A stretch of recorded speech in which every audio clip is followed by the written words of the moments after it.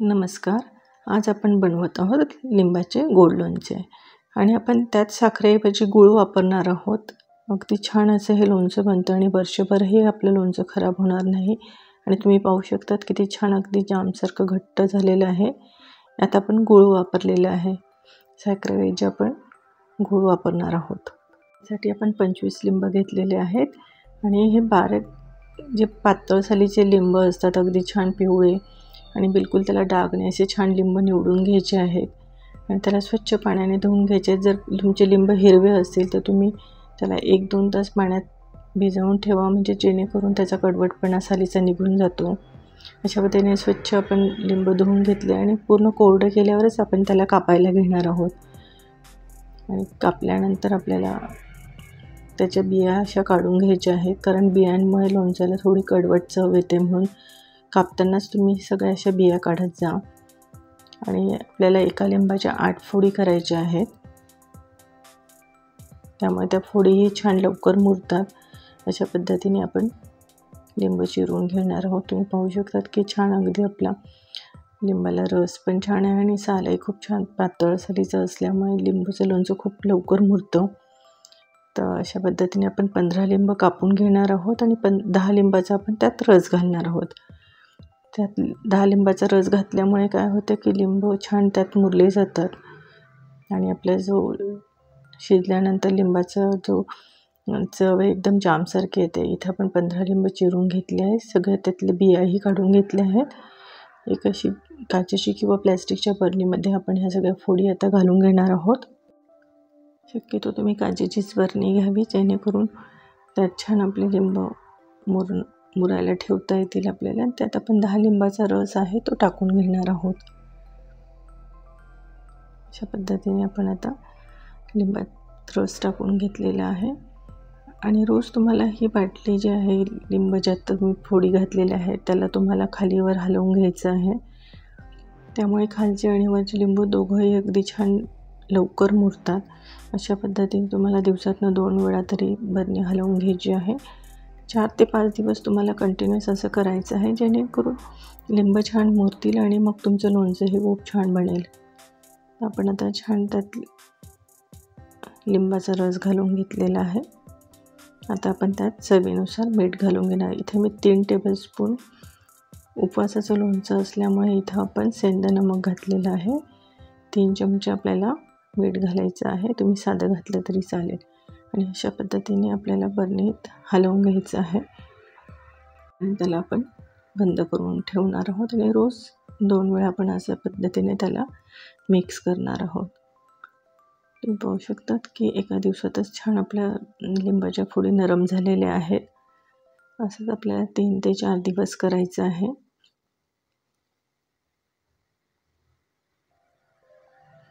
तर छान फोडी आपल्या मुरतातही लवकर आणि मग आपण जेव्हा लोणचं शिजवतो त्यानंतरही साल नरम राहते. तुम्ही पाहू शकतात की आता छान आपल्या फोडी मुरलेल्या आहेत, अगदी नरम झालेल्या आहेत. तर ह्या पद्धतीने आपलं आता लोणचं शिजवण्यासाठी तयार आहे. तर इथं प्रमाण 25 लिंबाला 1 किलो साखर किंवा 1 किलो गूळ लागतो. तर इथं आपण अशा पद्धतीने गूळ बारीक करून घेणार आहोत. तिथे 1 किलो आपण गूळ घेतलेला आहे आणि त्याला आपण त्या पॅनमध्ये टाकून घेणार आहोत. आणि त्यामध्ये आपण अर्धा वाटी पाणी घालणार आहोत. जास्त पाणी आपल्याला घालायचं नाही आहे. अर्धाच वाटी आपल्याला पाणी घालायचं आहे आणि त्याला छान मिक्स करून घ्यायचं आहे. गॅसवर आता आपण त्याचा पाक करून घेणार आहोत. गूळ वितळेपर्यंत आपल्याला त्याला हलवत राहायचं आहे, नाहीतर तुमचं खाली गूळ लागू शकतो. जाडबुडाचं आपण भांडं घेतलेलं आहे, त्यामध्ये आपण असा गुळाचा पाक करून घेणार आहोत. पाणी खूप घालायचं नाही आहे, अगदी अर्धीच वाटी आपल्याला पाणी घालायचं आहे. आणि गूळ मेल्ट झाला की त्यामध्ये ज्या आपल्या मुरलेल्या फोडी आहेत लिंबाच्या त्या घालून घ्यायच्या आहेत आणि त्या छान आपण त्यात मिक्स करून घेणार आहोत. जसे तुम्ही लिंबाच्या फोडी घालतात तसंच आणखीन गुळाचं पाणी छान असं पाक तयार होतो आणि तो आपल्याला छान शिजवून घ्यायचा आहे. तुम्ही पाहू शकता की आता आपलं लोणचं शिजायला आले आणि आपल्याला कमी गॅसवर हा एक 10 ते 15 मिनटं लागतात कमी गॅसवर जर तुम्ही शिजवलं तर. आणि मध्ये मध्ये तुम्हाला असं हलवून घ्यायचं आहे जेणेकरून सगळे लोणच्याच्या ज्या फोडी आहेत त्या छान शिजतील. अजून आपला पाक खूप पातळ आहे, असं आपण त्याला मिक्स करत राहूया.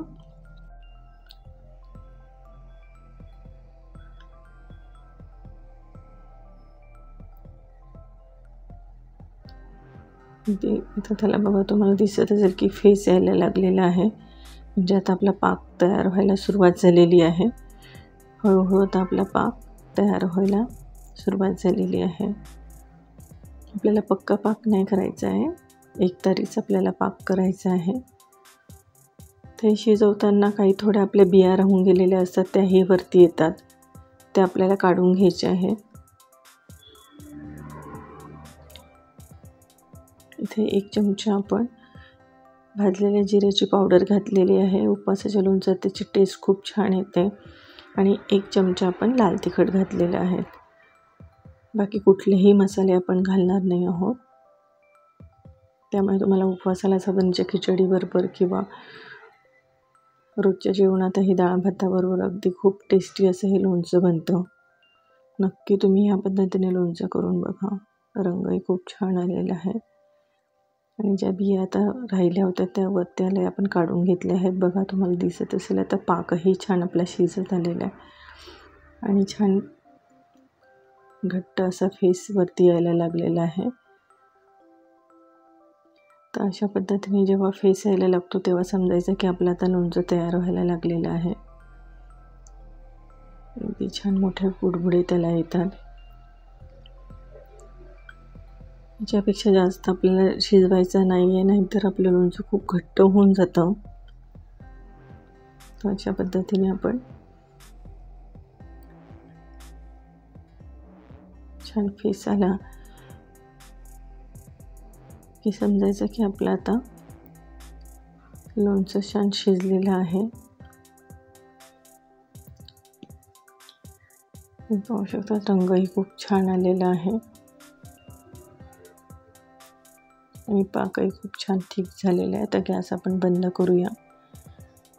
3 ते 4 तास तुम्हाला हे लोणचं न झाकताच ठेवायचं आहे. झाकलं तर त्याचं पाणी, वाफेचं पाणी त्यात पडेल आणि लोणचं खराब होईल. म्हणून त्याला 3 ते 4 छान थंड होऊ द्यायचं आणि त्यानंतरच तुम्हाला बरणीमध्ये भरून. आता तुम्हाला जरी पाक पातळ दिसत बघा तुम्ही 3 तासानंतर किती छान आपलं लोणचं घट्ट झालेलं आहे, अगदी जामसारखं. त्यामुळे तुम्ही अशा पद्धतीने लोणचं करून ठेवा. वर्षभरही हे लोणचं खराब होत नाही. तुम्हाला फ्रीजमध्ये ठेवायची गरज नाही आणि टेस्ट तर खूपच छान लागते. आणि गुळाचं लोणचं असल्यामुळे तुम्ही अगदी आवडीने खा.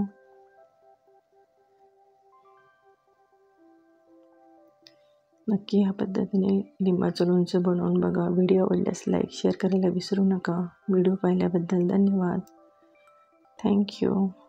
25 लिंबूला 1 किलो साखर किंवा 1 किलो गूळ घ्यायचं आहे. 3 टेबलस्पून आपण त्यात मीठ घातलं आहे आणि 1 चमचा भाजलेल्या जिऱ्याची पावडर घातली आहे. एवढ्या साहित्यात हे छान असं टेस्टी लोणचं बनतं. तर तुम्ही नक्की ह्या पद्धतीने लोणचं बनवून बघा. आणि सालही तुम्ही बघू शकतात की शिजवल्यानंतरच इतकं नरम झालं आहे. तर मुरल्यावर तर आणखीनच नरम होतं. तर नक्की बनवून बघा. व्हिडिओ पाहिल्याबद्दल धन्यवाद. थँक्यू.